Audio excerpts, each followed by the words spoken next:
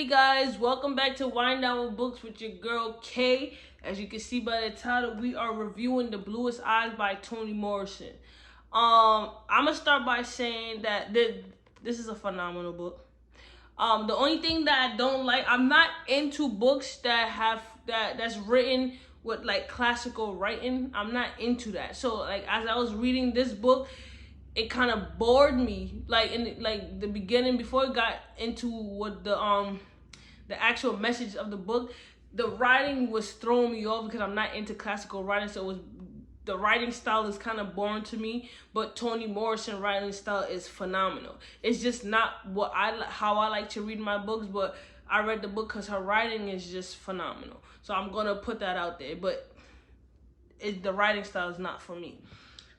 This book had a lot of things to unpack. I may not get into everything. I am going to be looking at my notes because it's a lot to unpack. A lot of messages in the book as well. So let's get into it. All right. Oh, it's a fan favorite. Okay, cool. So the book starts off by mentioning that Piccola had her daddy's baby and it was frowned upon, right? But then it introduced two characters. They are two sisters, Frida and Claudia, right? The two sisters, they come from a two-parent household.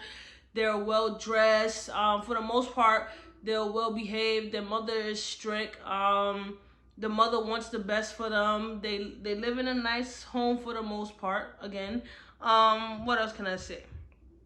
So in the beginning, they have a man, Mr. Henry, that comes to live with them. I don't know why when it comes to certain books, like I just get a vibe. Like I know some shit is gonna go down with a character. And Mr. Henry came, and that's the vibe I got from him. Like his character is gonna do something. You get what I'm saying? Like it's just the vibe that I don't know why I get the vibe. So there's that. Then the book goes into Piccola's family, right? So Piccola, I want to start by saying I really felt bad for her character. Like that's a character, a little girl that I would just have loved to rescue. So Piccola is the one who wants blue eyes. Her family is poor.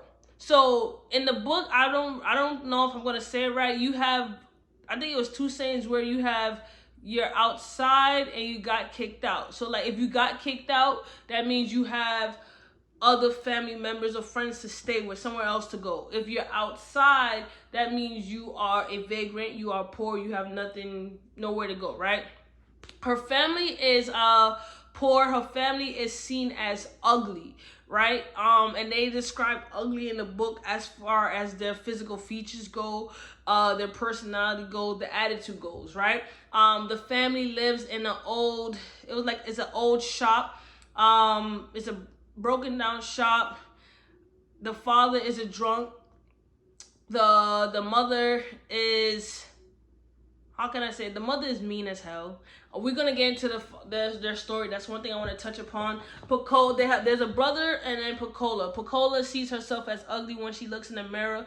And it just saddened me. They have darker skin, and I'm like, that's how so many black and brown girls, especially dark skinned women, especially like myself, like, you know, dark skinned girls, when they, you know, there was a time when when I was growing up, like I got made fun of because of the darker complexion, and that's how it was for her in the book. And you know, black is beautiful. Let's start by saying that, no matter your skin tone, but it's something about a darker complexion, way darker than mine, that's just beautiful. It just glistens. You understand? But she got teased, right? So there's that. And then she comes from a toxic ass family. So the father, like I said, the father's a drunk. The father's always beating and yelling at the mother. The mother's always hitting the father and taunting him as well and screaming and stuff like that. The brother, he run away all the time. He come back. So, you know, she doesn't know love. She has no relationship with her parents. She basically is to fend for herself, and she believes that if she just have blue eyes, that she'll be seen as beautiful. Now, blue eyes in the book pertains to white people. When those white people who have blue eyes, they're seen as beautiful. They're seen as more than successful. They're seen as a highly favored. People want to be around them. People want to communicate with them. People look at Piccola and they look past it. They don't even see her. She's present, but she's like invisible. They treat her like the scum on the bottom of the shoe. And it's not just the white people. It's also the same race as herself. They thought like those black people in this book looked down upon her family because they were dirt poor, and it just broke my heart. But it's not surprising. And that story just gets more sad and sad as the book goes, right? So what happened after that?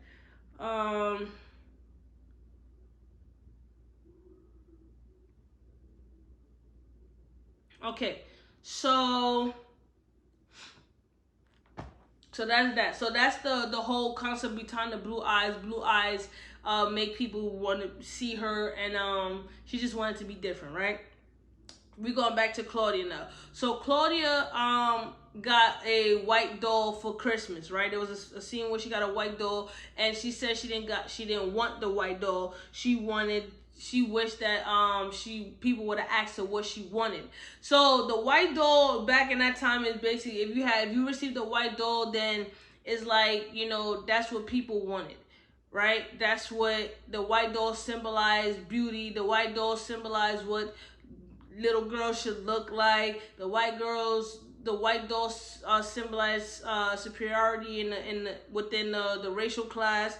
It symbolized the beauty of what beauty is, and what everyone should look like. So in Claudia's eyes, it's like she likes who she is. She thinks she's pretty. She doesn't care about that, but she would have wished that the grown-ups would have asked her what she wanted. And I think that spoke volumes. That was strong, for the simple fact that the adults within themselves is portraying beauty as another race on top of that, and trying to put it onto their children.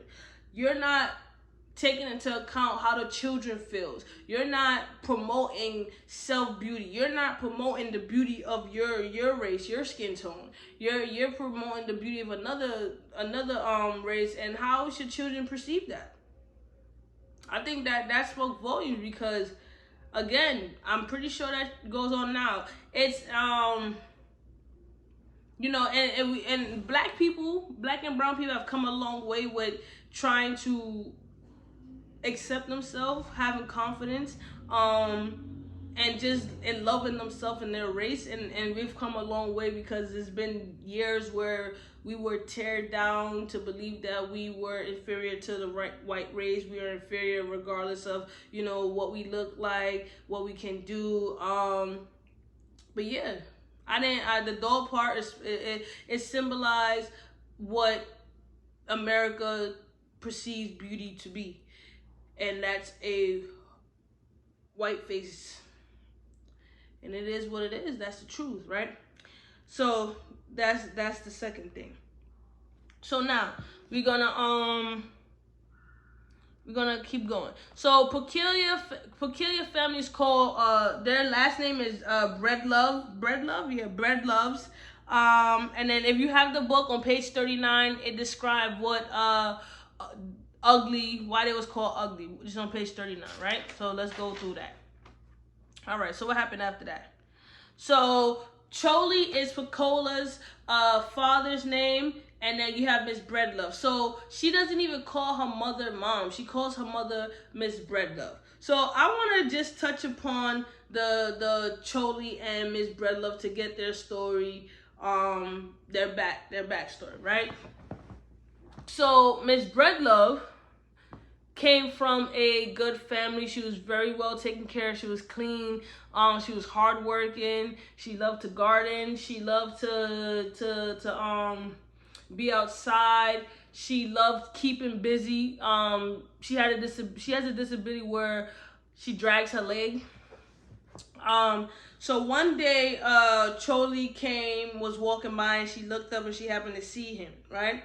So Choli basically, he started communicating with Miss Breedlove. I forgot her real name. And hold on, let me just flip to that real quick. Pauline, that's her real name. Pauline. So he started talking to her, whatever. He was showing her attention. I guess nobody was really showing her attention. She's from the South, he's from the North, so you know the different lives that was led. He was more open, where she lived a conservative life. They ended up getting married, and she moved up north with him, right? So hold on one second.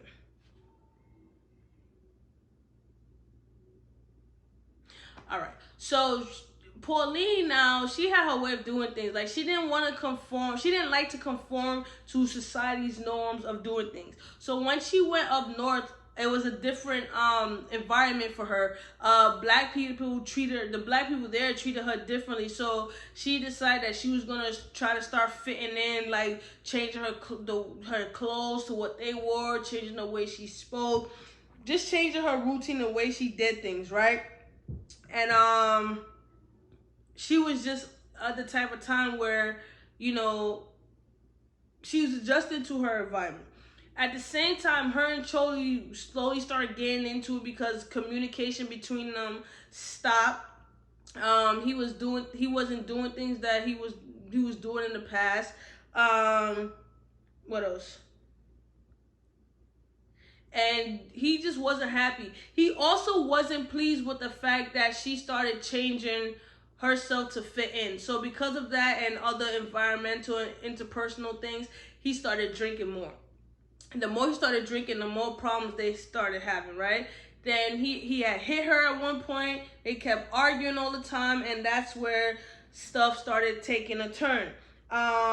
Then at one point she ends up losing a tooth, and that just excuse me, that just drove him, like, the relationship to decline, because he looked at her like, yo, you got one tooth now, like, you mad ugly now, right?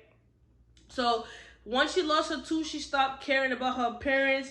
She didn't care to please him for her presentation, because, like, she lost that tooth now. She deems herself as ugly, right? But then she ends up getting pregnant. When she got pregnant with Piccola, she then she got pregnant with Sammy, her son, first, and then she got pregnant with Piccola, right? When she looked at Piccola, she said that her daughter was ugly. You know, Choli at the same time didn't have no connection with his children. It was crazy. So she had Sammy at home, and this is the part where it was like, yo, you see this shit play over now, right?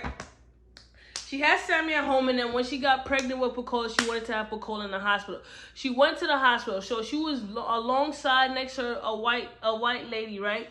So the doctors went over to the white lady, paying the white lady attention, catering to her, you know, saying everything's gonna be okay. You're gonna make it through. We're gonna be by the step of the way. They got to Pauline's bedside. Now, they didn't ask her nothing. They didn't even speak to her. They would basically said that, you know, that, you know, they're kind. They push out. They give birth easily, with no pain. The whole time Pauline is like, what are you talking about? Like, we women, like, just because my skin tone don't mean I don't feel no pain. Like, we feel the same pain. And I feel that, like, now, especially where it's like women of color are more likely to die in childbirth than a person that's of Caucasian. And the little to no care that is given for a person of color, especially a woman who is given childbirth, and the lack of health care speaks volume, because it's still, that part of the book still occurs today. And I was just like, that's what they really do. So I feel like some doctors really think that, like, yo, because a black woman is black, that we tend to take on pain more than a white person. Like, we what's the word I'm looking for? I can't think of the word. We're immune to pain. It's like, no, we feel the same thing. So she recognized that, and it's just like, I was just like, yo, damn. Like, damn. She ends up giving birth. It was painful, right? Then after she had the children, you know, she decided that she wanted to take her life back. And this is the part that I don't agree with. So she took a job with a white family.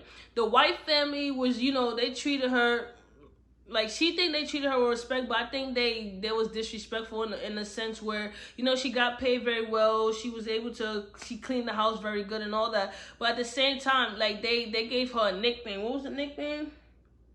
Polly. They gave her a nickname Polly. She don't like nicknames.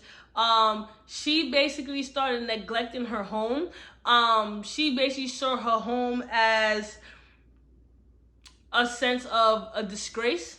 She stopped basically cooking, cleaning, taking care of the kids. And when she went to the white family, it was like the white family is where she wanted to be. It was her place where she felt like she belonged. It was her place where she wanted to upkeep. It was her place where, you know, she felt like she belonged. And it's just like, what? She also became a devoted church woman. What else she said? And she saw her own family as ugly. When she was with this white family, she saw herself as beautiful. She saw herself as one of them. And I was just like, sis, like, you know, she ultimately became one of those people that neglect her own people for another race and not seeing the what her actions are doing, what her actions causing. So it's like she divided her own family for the sake of another family that's another race, for those people who look down upon you. And it was sad. So that's Pauline's story. Now we got Choli's story. So Choli basically grew up where his mom abandoned him at birth. He never knew his father. He was raised by his aunt. His aunt basically taught him everything. The aunt ends up dying, right? So the aunt dies. Everybody comes in town for the funeral. So during the funeral, you know, you have people in the neighborhood who's feeling sorry for him. So especially the kids. So he went down by the riverside with a girl, his other friend, and the friend was with a girl. The girl basically, long story short, they start having sex. You know, he's having sex or whatever. He's doing all that, and then two white dudes pull up. They force him to continue having sex with the girl. So long story short, they force him to rape the girl, right? So when the two white men leave, he starts hating the girl. Diana was her name. Hold on. Darlene. So he hates Darlene. He basically blames Darlene for putting him in a situation. This is like, I was like, what? But at the same time, you know, his anger was displaced onto Darlene because he could not react onto the white man.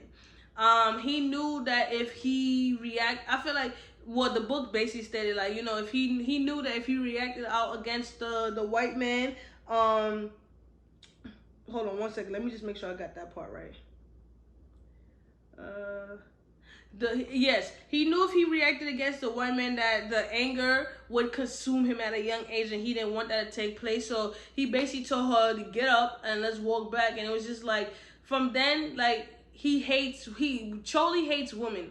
He has no emotion towards women. He basically has no emotion towards anyone. He don't give a fuck, right? And that's where it all started. Like, he has serious mental health issues. So after the funeral, whatever, he was supposed to go live with his uncle. He ends up going up north, whatever, looking for his father. He finds his father, but he doesn't confront the father. The father treated him like shit. And he's been on his own ever since he was young. When he stumbled upon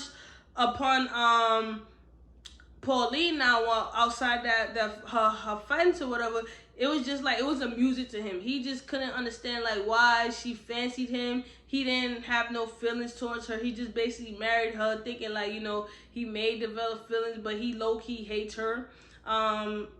Whatever. He was abandoned by his mom, so he has abandonment issues. He has he has abandonment issues. So what happened after that?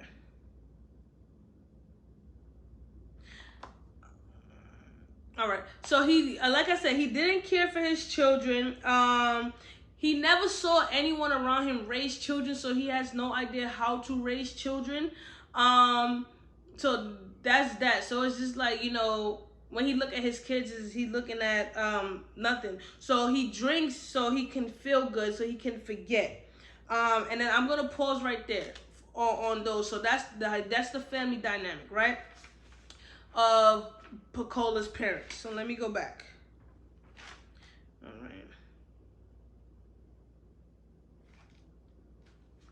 So at one point, we're gonna go back to Piccola. So I told you, like, the story it's not all over the place, but again, it's like different sections, like the cartel series. So that's what I'm going all over, right? So Piccola gets annoyed by people. At one point, she went into a store, right? She went into a store to get some candy named Mary Jane. Now, the Mary Jane candy has a picture of a white-faced girl with little freckles and red hair, and that's what she sees as beauty. She gets that. That's what she wants to be. So when she goes into the store, she buys 3 of the candies for a penny. And the owner is a white man. The owner couldn't even look at her. Like, she held out the money like this in her hand. He didn't even want to take the money because he would touch her hand. She started understanding that, you know, the blackness is what creates distaste in white people's eyes, and she couldn't understand, you know, what makes her skin tone different from that skin tone. But what she did understand was that the white skin tone is what people perceive as beauty, and she wanted to achieve that so people would stop ignoring her. Like, her goal was to get the bluest eyes at any means possible, right? So we'll go from that. So Piccola is also friends with 3 prostitutes. These prostitutes, they befriend her and the only people who see her as her, they don't judge her. So the prostitutes, basically, they're proud to be prostitutes. They're proud of what they do. They don't like men. They think of men as what did they say? Forgot what they think of men as. But as far as the men goes, like, they're nothing to them. And taking their money is just that. It's just them taking their money. So Piccola, sees them as friends, and she sees the good in them, and she likes to listen to their stories. And they give her clothes, they buy her snacks and all that. So they show her more attention than her old family. And I was just like, that's sad. That's sad as hell. So next. So we going back to Frida and Claudia. So Frida and Claudia now, they go to school. They have befriended a white girl named Maureen. At first they used to tease Maureen in school because Maureen is viewed in school as the most beautiful girl. I believe they said that she was biracial in the book. I could be wrong. She's either white or full biracial. She comes from money. She dresses well. So at one point when they was all leaving school, Maureen was like, oh, which way you walk home to them? Frida and Claudia was like, we walk this way. When they leave school, they see that Piccola was getting picked on by boys. Frida and Claudia go over there to rescue Piccola because they like Piccola, right? Maureen goes over there. The boys leave Piccola alone because of Maureen. Maureen decides that she's gonna buy Piccola ice cream and stuff like that. Frida and Claudia they don't like Maureen, but they at one point they thought Maureen was gonna buy them ice cream, and then when she didn't, they just was like pissed off. But they was like, I don't even know why we expected that. Long story short, Maureen was asking Piccola questions like, oh, have you ever seen a naked man? And Piccola's like, no. Something about my daddy, and then they was like, you seen your daddy naked or something like that. And then Frida and Claudia got into an argument with Maureen, and Maureen basically was like, yo, that's why you black now, nobody's gonna like you. And coming at the skin tone, like the little white bitch that she is, that kind of pissed me off.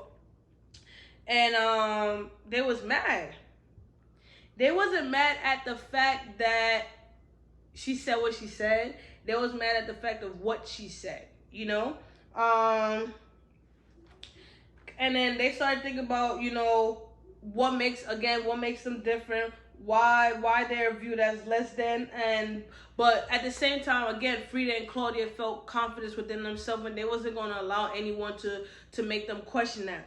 And I feel like they really like Piccola, right?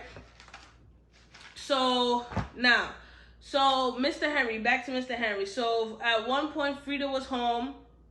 Was it Frida? Frida was home, and Mr. Henry touched Frida on her right here. I'm doing that. Touched Frida right here. Frida went and told the parents.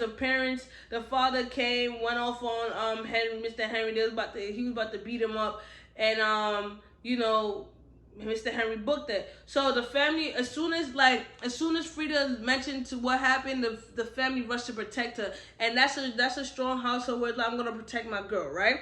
Now we're gonna go to Piccola. We're gonna fast forward a little bit. Piccola's father got drunk one day, right? She was in the kitchen washing dishes. The father comes in drunk. Piccola has her back turned to him. She doesn't even realize that he's there, I don't think. He's staring at her, and he pictured Piccola as Pauline, her mother. He's like, you know, she resembled Pauline. Long story short, he rapes her. She passes out, right? She fast forward, she's pregnant with the baby. The mother blames Piccola for getting raped by her father, right?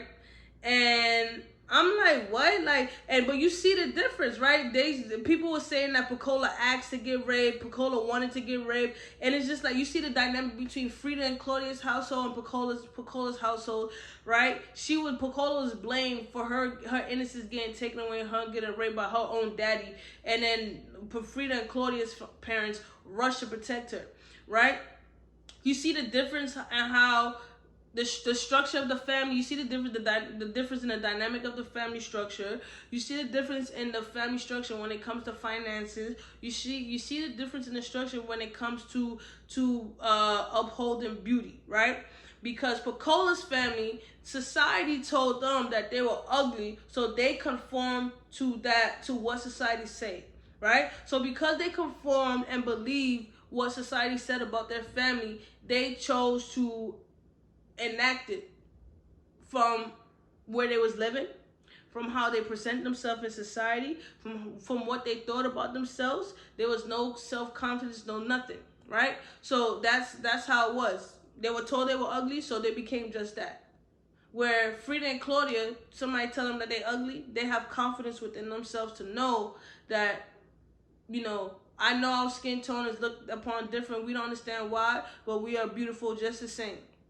And that's all instilled from the parents, the household, a strong family foundation, and you saw the difference. Piccola really got the short end of the stick. Like her mother, at one point, you know, I'm not gonna go through everything because there's a lot to unpack. I think that's the main thing as far as Piccola goes. We're gonna stay with her character, right? Piccola was helping her mother at the white family, right? The white family doesn't even know that her mother has kids. She doesn't even know there was a little girl that mother watched. The little girl's like, who is that? The mother's like, oh, that's nobody. Come on, how you talk about your kid like that? You gave birth to your kid, that's nobody. How you expect Piccola to feel?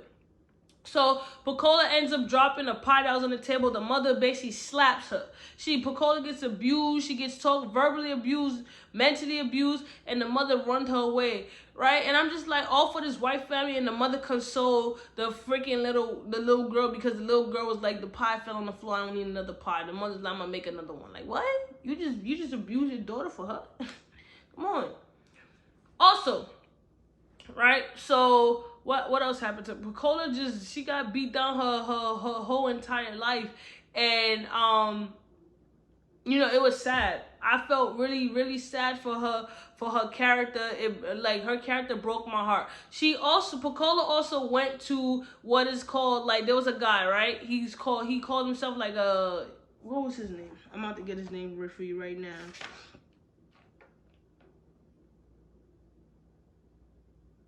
Hold up.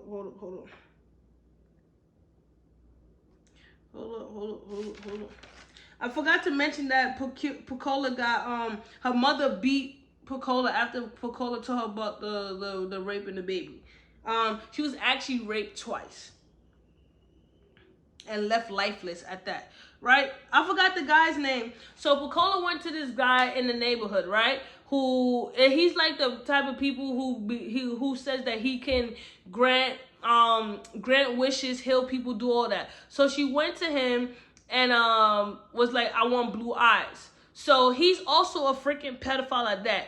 He's not attracted to grown women. He's not attracted to men. He's attracted to little girls. So he's a pedophile. So she doesn't even know that. So he goes to her.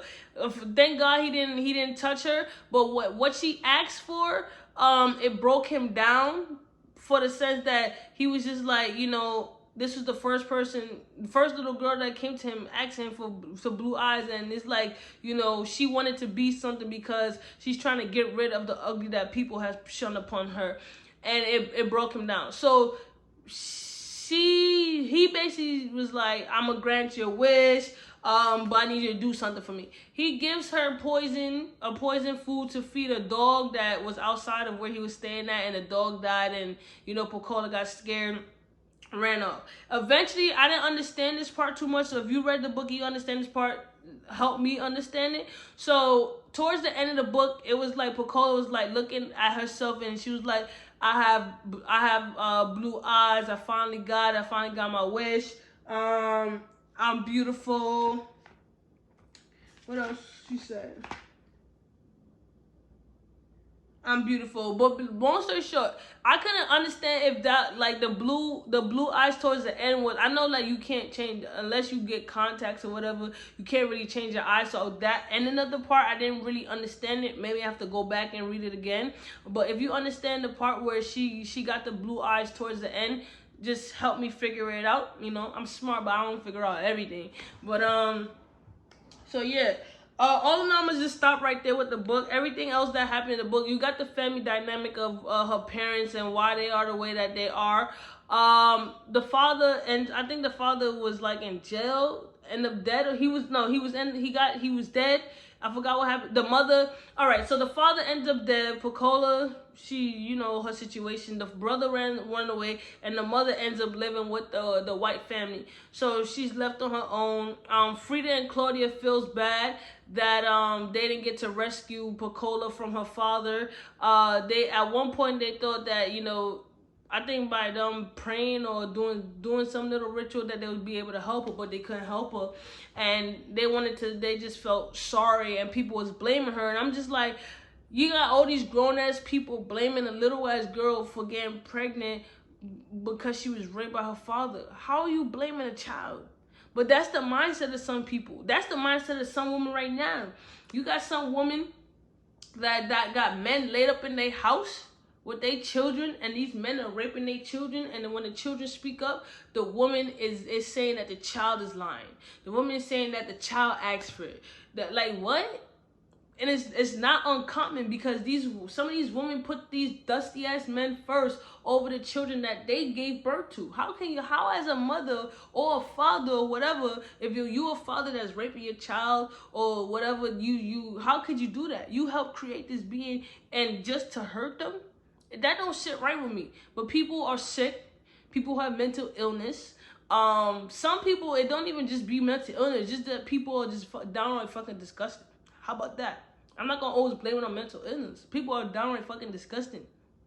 They dirty. That's what it is. I understand the storyline. There was a whole bunch of messages in the book. It's a deep book. It's a book that's gonna leave you asking questions. It's a book that's gonna leave you unpacking. I would read the book over again just to get more of a clear understanding of each character and more of a meaning behind the book of why Miss Morrison wrote it. That's the only reason why I will read it again, but I won't read it again right now because I don't like the writing style, so I have to prepare myself for the writing style again. But I enjoyed the storyline. I didn't like Piccola's character. I liked her character. I wanted to rescue her character. Her character made me sad. It made me tear up. It made me think about a whole bunch of children today in society who's going through the same thing that she's going through.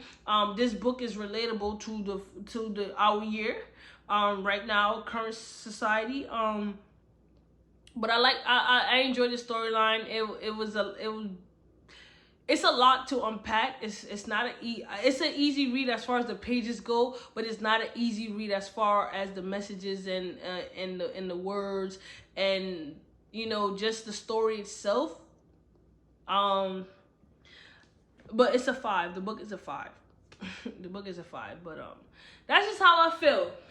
So the next book review, I don't know which book I'm gonna do next. You guys know that I'm doing all the reviews that you guys requested right now. So I want to go with something like juicy film, so that's not too deep. So let me see, I'm looking at my library. We're gonna read we're gonna go with Relentless Aaron next, that book. So if you requested it, I have your name written down, so I'm gonna get back to you. I'm gonna shout you out next video. But again, I appreciate all the love. Thank you for watching the videos, commenting, supporting. Follow me at Winedownwithbooks on Instagram. Follow me on TikTok, same thing. And again, I appreciate y'all, and I'm out.